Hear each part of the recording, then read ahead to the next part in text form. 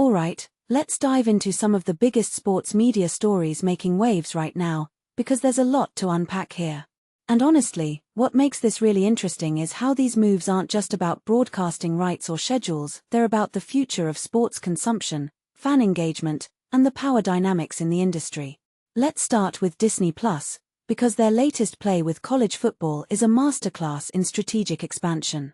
So, Disney+ is adding more college football simulcasts this season, and personally, I think this is a brilliant move.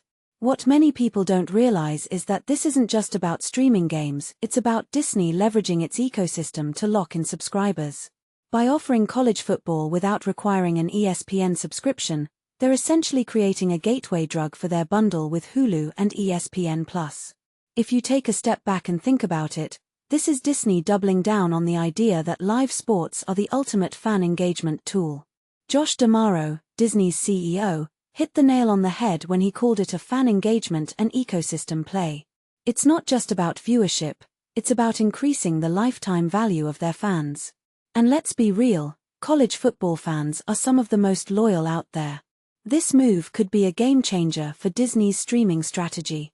Now, let's shift gears to LIV Golf, because their latest funding news is both fascinating and a bit perplexing. LIV Golf has secured funding to keep the league going through 2030, which is huge, especially after the Saudi Arabia Public Investment Fund pulled its support. What this really suggests is that LIV Golf is determined to carve out its place in the golf world, no matter the obstacles.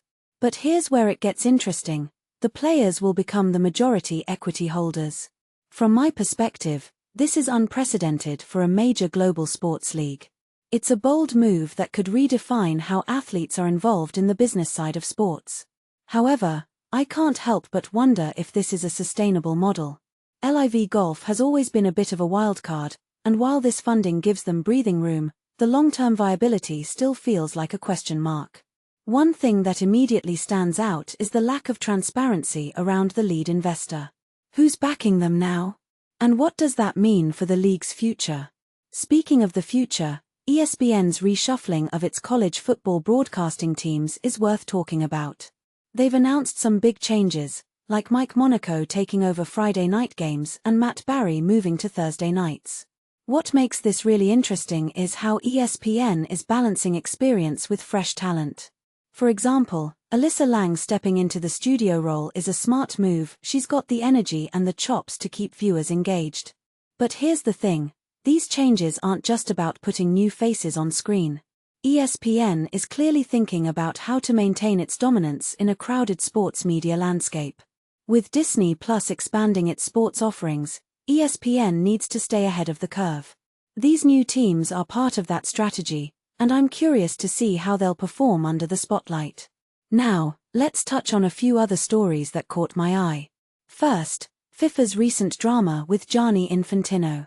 The fact that FIFA even considered privatizing the World Cup is mind-boggling. Personally, I think this was a massive misstep, and the backlash was completely justified. The fact that they backed down shows just how powerful the soccer community's voice can be. But it also raises a deeper question. What's the future of FIFA's leadership? Infantino's position seems secure for now, but this incident has definitely left a mark. Another story that's close to my heart is Dick Vitale's health update. Hearing that his immunotherapy treatments are working is such a relief. Vitale is a legend in college basketball broadcasting, and his battle with cancer has been inspiring to watch. What many people don't realize is how much his energy and passion have shaped the way we talk about the game. His updates aren't just personal, they're a reminder of the impact broadcasters can have on the sports world. Lastly, the USC-Notre Dame rivalry resuming in 2030 is a big deal for college football fans. This rivalry has such a rich history, and seeing it come back after a hiatus is exciting. But what's really fascinating is the role Netflix tried to play in acquiring the rights. It's a sign of how streaming platforms are becoming major players in sports broadcasting. If you take a step back and think about it, this could be the start of a new era where traditional networks aren't the only ones calling the shots. So, what's the big takeaway here? In my opinion, these stories all point to one thing.